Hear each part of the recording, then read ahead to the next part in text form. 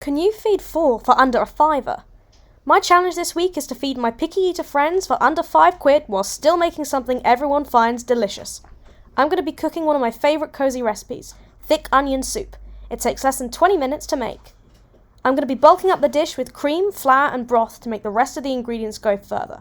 Even better, this will mean a lot of servings are much more filling than soups from tins.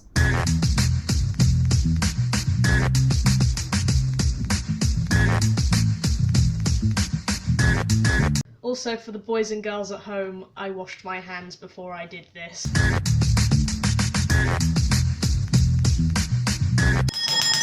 It is soup time! It's very creamy, I like it. I think 5 of us, so I'd say like £4 or £5 per person. Between £1 and £400. Not wrong! I'd say £7. 10 max. I say 10 off. Super!